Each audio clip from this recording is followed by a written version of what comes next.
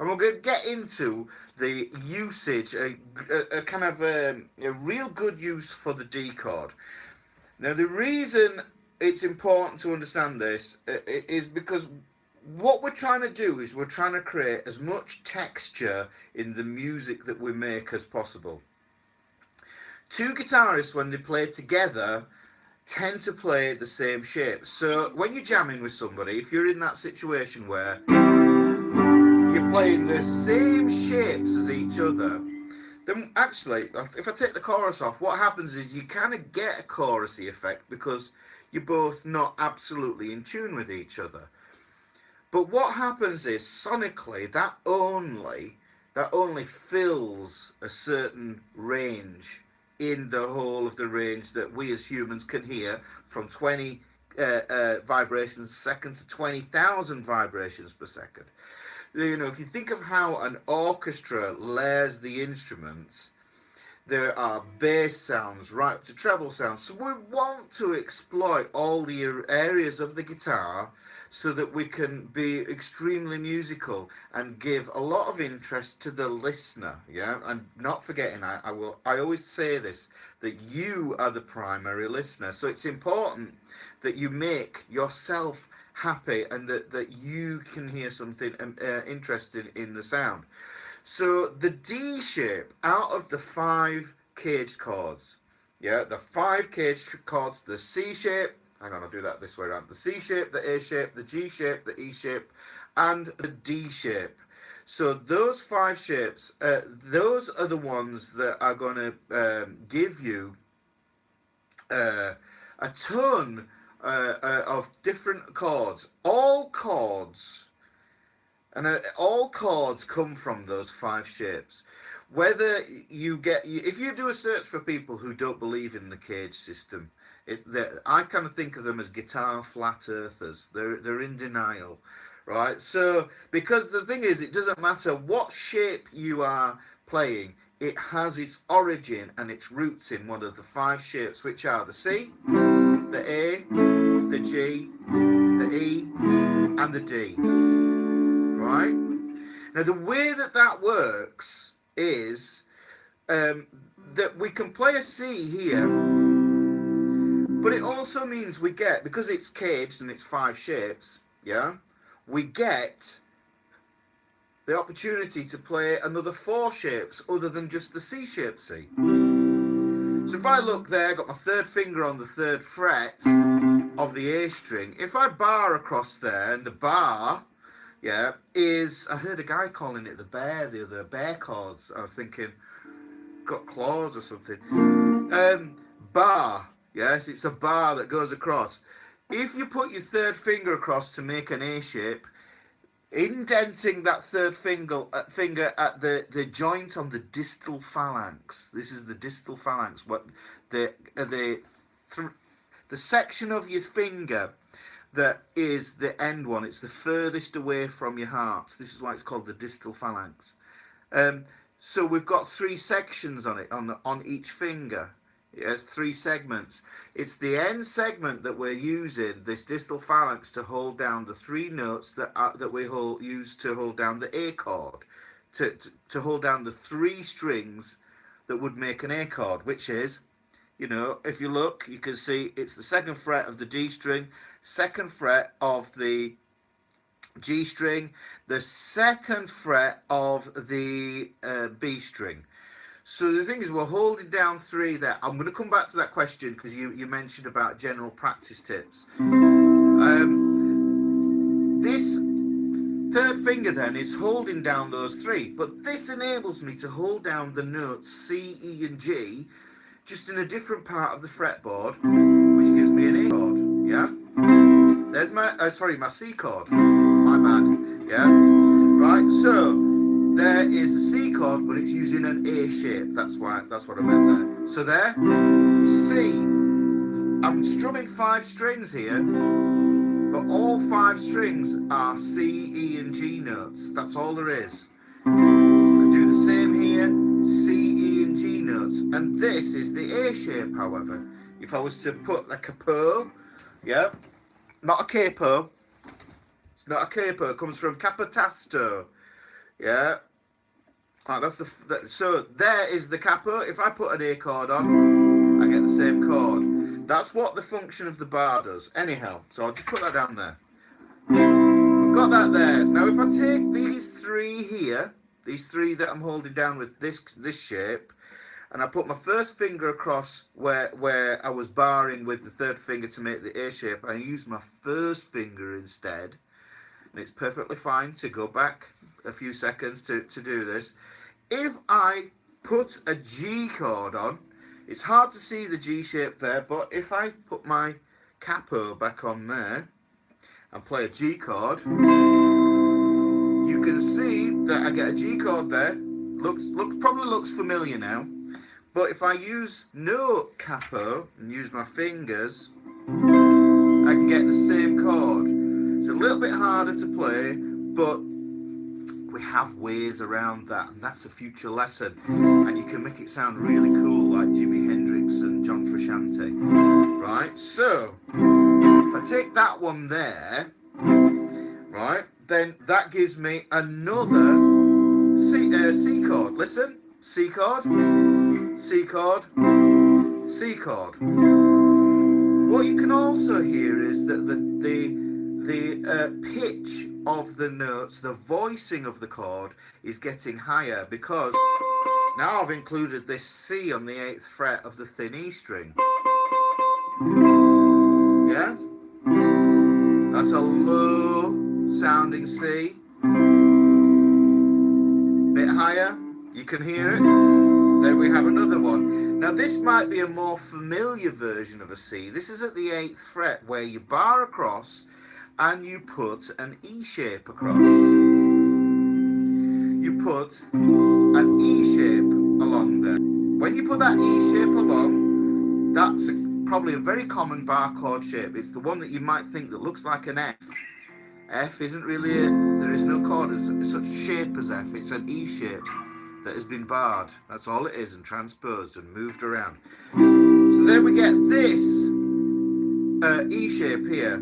Then the next shape is, look, C, A, G, E, and then the next shape is a D shape. You can see there's a little D-shaped chord there. Now what happened is this is up in a really high voicing now, so, and I can bar across from the D string. Yeah. Notice I'm now at my double dots. And if you watched any of my other videos, you'll know that the double dots are the same. If you look at the hidden geometry video, the double dots are exactly the same as the head note. Basically, here is like starting again. So 12 is the same as 0, 1, 2, 3. And your dots follow on from that pattern as well. So these are the equivalents. This is just an octave higher. 3, 5, 7, 9. A good way to think of these dots is 3, 5, 7, 9. That way you can recycle your licks and your chords and your arpeggios and your scales and everything. Everything. Right, so you can get more voicings out of your instrument. So we ended up here. C. That's a C-shaped C. There's an A-shaped C. Here's a G-shaped C. Here's an E-shaped C. And then importantly, getting to this D shape, we're on a D-shaped C. These notes here, like I said before, the C chord is made of the notes C, E, and G, the root, third, and fifth. So if I take that little voice in there, then what I can do is I can implement those over what another guitarist is playing. So I am not playing in the same position and the same voicing as the other guitarist when you're jamming. If the other guitarist is down there, then what you can do is create more sonic interest by playing. And you can hear that will sit higher in the frequencies, higher in the voices, and that will give you an opportunity to kind of create a bigger texture in your improvisations. Now, I haven't got a looper pedal here. If I had a looper pedal, I could demonstrate this even better. But hopefully I played a C5 power chord here, you record that in your brain. Yeah, you record that.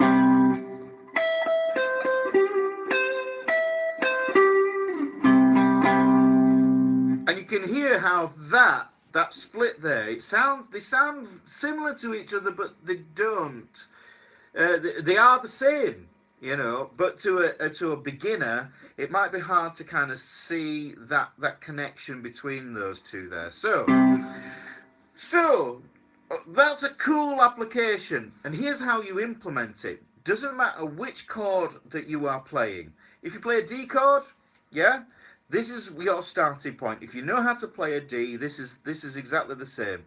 Now, chords, scales, and arpeggios all move the same as the notes in the musical alphabet. There is a video as well for the musical alphabet in my Learn the Fretboard series as well. So if you take the D chord, yeah, and what we do is if we move it up 2 frets, then we get an E chord in the 3 fingers that we are holding down.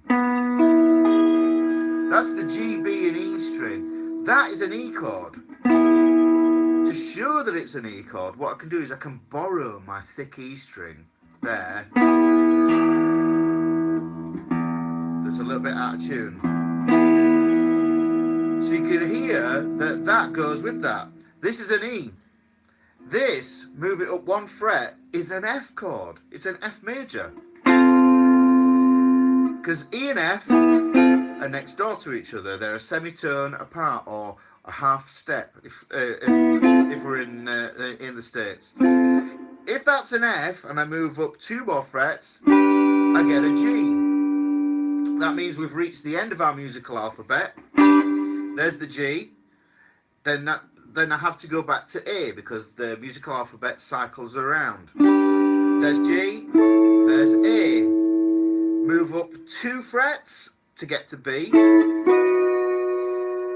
And then because B and C are next door neighbours, they're a semitone or a half step apart. Then I only move up 1 fret, and you can see I've got back to that original C that I started with.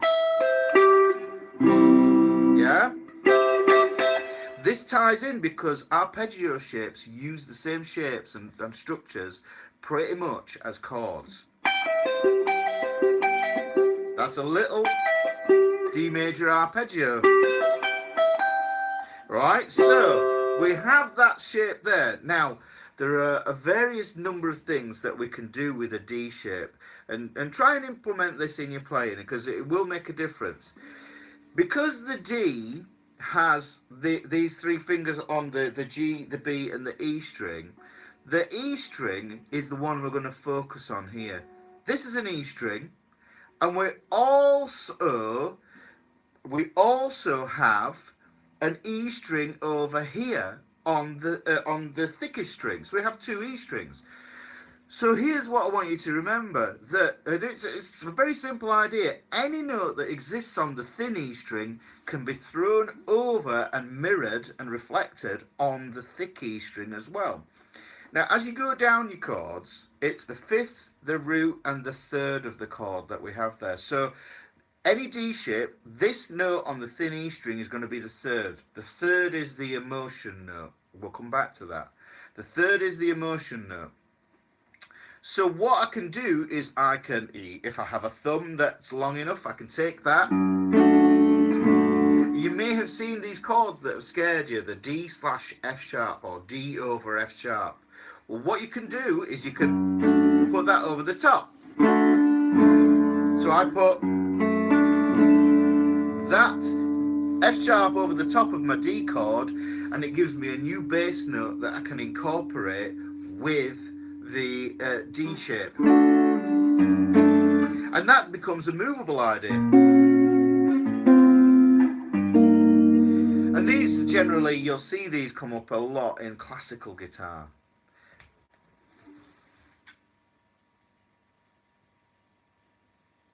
It's frozen.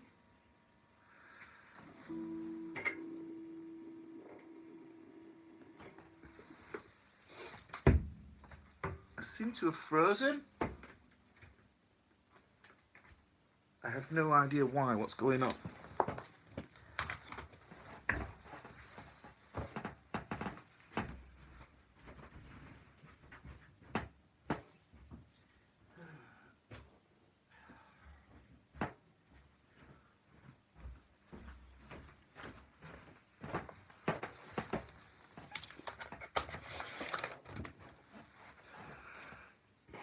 You've got sound.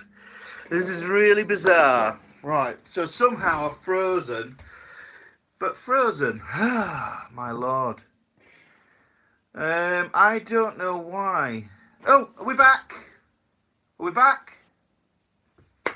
Are we back? Hopefully we're back. Let me know if we're back. Yay! We're back. Thank you for bearing with me. This is the problem with live streaming. So, back to where I was. So the thing that we've got to remember is that this D shape, it can be moved around like this. So if I move this chord shape around, you can see I've put that third in the bass. It just gives me alternate voicings. So say I wanted to play a different version of an F. So yeah, there is an F, the bar chord F of doom that everybody, that most beginners detest. If I go through the process of showing you how I would make that potentially interesting, something that I would play over that bar chord that another guitarist would be playing in a jamming scenario, or in lots of different scenarios where this comes in, improvising, composing, jamming along to backing tracks, whatever. So this D chord, if I move it up 2 frets, becomes an E chord. If I move it up another fret, F is next door. It's a half step away. Now, what I can do with that is, if I take this F, I want you to hear that those are the same. You can hear?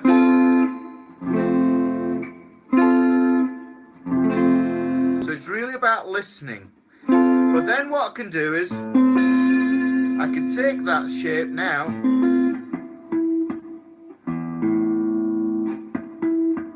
a little bit out of tune there. Now we're not. So I take that chord, put a chord,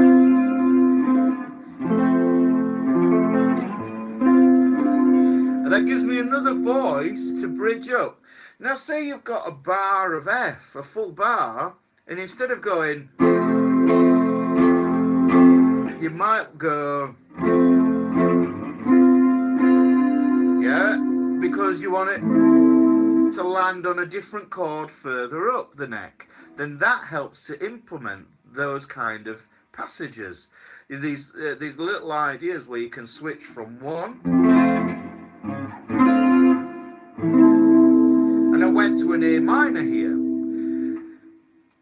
Now that's interesting, because if I take that A minor, what if I wanted to do the same thing there? So this going to demonstrate that I can do this with not only with a major chord, but also with a minor chord. And it's pretty easy if I show you this easy way of getting your way around it. If I play a D chord here, back to our original shape, the D shape is the fifth, the root, and the major third. This one here that we slung over onto and mirrored on the thick E string, this note here is the major third of the chord. That's the note that makes the chord major. It makes it sound happy. Now, if you think of major and minor as kind of situations in life, if you had a major crush on Gal Gadot, I don't know how you say her last name, but Wonder Woman. If you're a red-blooded male, you probably might have one. Just saying. But if you had a minor crush, it would be less. So major and minor are greater and lesser. That's a good way to think of it. And interval wise, that applies also. So if I take a D chord here, yeah, and take that note and make it less, then what happens is that major third becomes a minor third by becoming 1 fret lower. Just to reiterate, so you absolutely know, this is up the fretboard. I know that if I angle my guitar like that, that looks like it's up. But here's why this is up. Because this is the 1st fret, this is the 2nd fret, 3rd fret, 4th fret, 5th fret, etc. The numbers are going up. If I play the pitches, the sounds,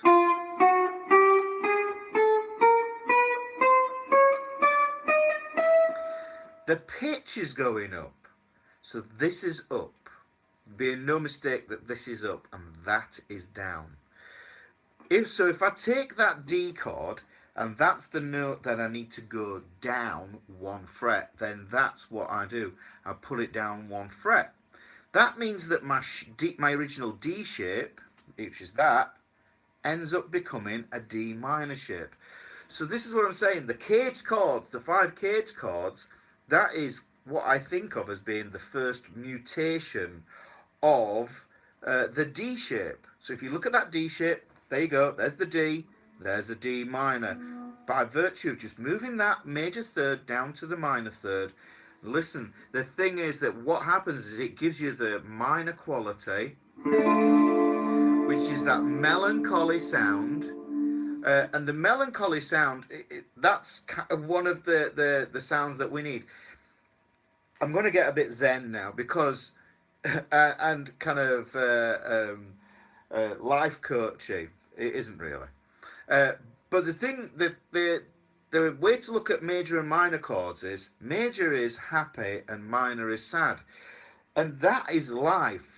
There are only 2 real modalities. There are 2 ways of understanding and living life. You're either happy or you're sad. Yes, there are shades of grey in between. But what music is the language of emotion. And what we're trying to convey is emotion. We need to be able to speak emotion through the instrument. And you need to be able to do that on command. And to do that, you have to know the difference between major and minor and what their function is. You know, nobody really tells you. Everybody goes as far as saying that major chords are happy and minor chords are sad. But the reason that we need to do that is to connect with the listener, you being the primary listener. It's really, really important that you get that, because you will get more out of your music creation, and it will help you to validate the sounds that you are making. Because as a beginner, it can be really, really hard to see that any sounds that you make on the guitar have value, because you're a beginner by virtue of being a beginner. But the thing is, you're a human being, and the fact that you've picked up an instrument means that you want to communicate on an emotional level with other people. Hopefully that makes sense. That's the reason I play guitar, because it's primarily to communicate with myself. How many times, I can't tell you how many times I've picked up the guitar as a tool of solace and comfort, because, you know, I'm feeling down, or I'm angry. If I'm angry, I'll go and get the distortion pedal on and play something a bit thrashy. Anyhow, that was an aside. But everything that you do on the guitar, as a beginner, it has value, even if it's wrong. Because when you're wrong, you know you're wrong, then you learn, and that's feedback. That's information. That's vital. You need to get it wrong. It's great to get it wrong. Yeah, it's not a bad thing. Anyhow, so back to this D shape. So we've got this D, we've got this E. F is here at the 5th fret on my 1st, 2nd and 3rd fingers. We've got a G here. And then if I move here up to the 9th fret with my index, my middle and my ring finger, you can see I get my D shape there. This is an A chord. This is A major. Just play an A major down here. It's the And we have the 5th, the root, and the 3rd. The 3rd being there, and the 9th fret of the thin E string. So, if I move that down 1 fret, I have minorized that 3rd. I have flattened the 3rd. If you ever hear a flat 3rd, it just means minor. It just means minor 3rd. So I've lowered it. I reapply the fingers that I was using before, or on the frets that I was using before. I play them as a chord, and now I get an A minor chord.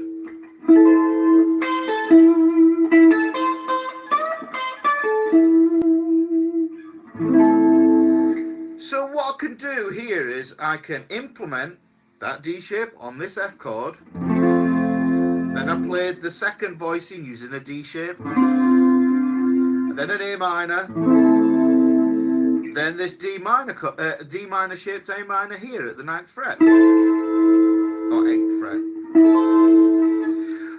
But because I can mirror this note here on the 8th fret on the thick E string, then that means I can create an interesting movement in the bass line, which will give me some other interesting sounds. So here's my original F.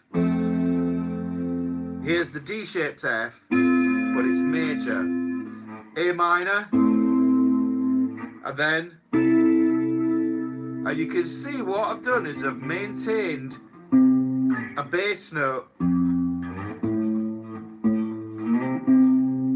in the E string. So it's another way of implementing that D shape.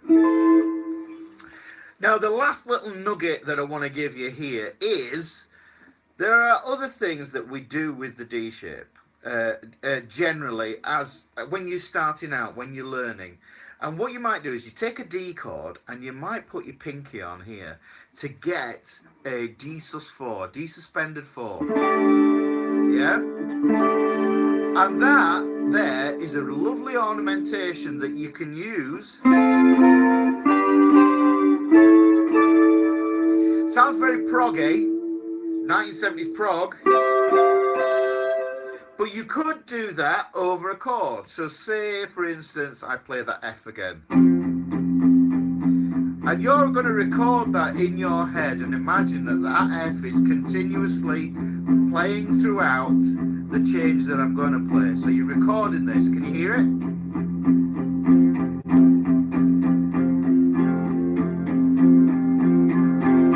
Now I'm changing to that other chord.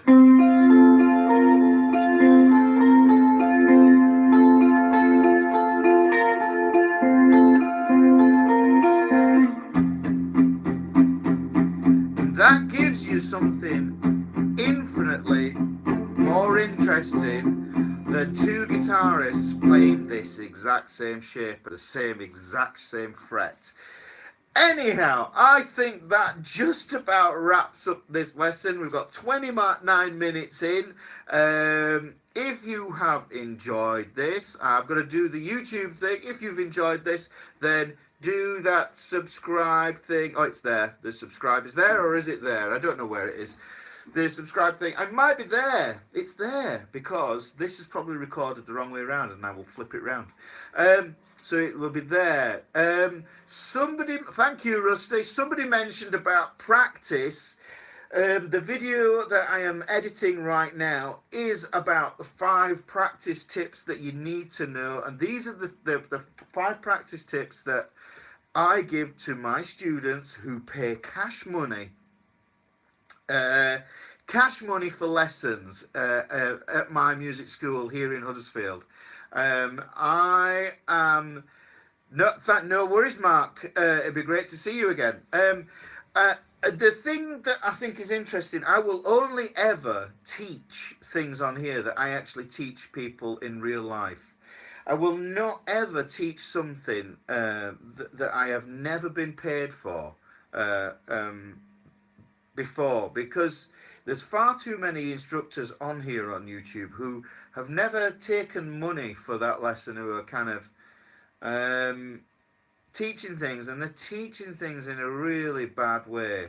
You know, I'm probably going to get some stick for this, but you know, I want people to advance and grow in their guitar playing, and you know, and frankly, there's too much BS out here on YouTube, and I want to try and simplify things. So if you've got some value from this, this is actually a video that you need to come back to again and again and extract more and more information. But don't worry, these concepts will crop up again and again in my videos. Just want to share some value with you. So if you have enjoyed this video, hit that like. If you don't want to miss the lives, then hit the notification bell. But other than that, please comment, subscribe, and everything else, and I will be eternally grateful and your friend for doing so. Thank you very much for tuning in, guys. It means a whole bunch. Thank you for Mark and Rusty for commenting, and anybody else who wants to drop comments. See you later. Thank you very much, guys. Bye-bye.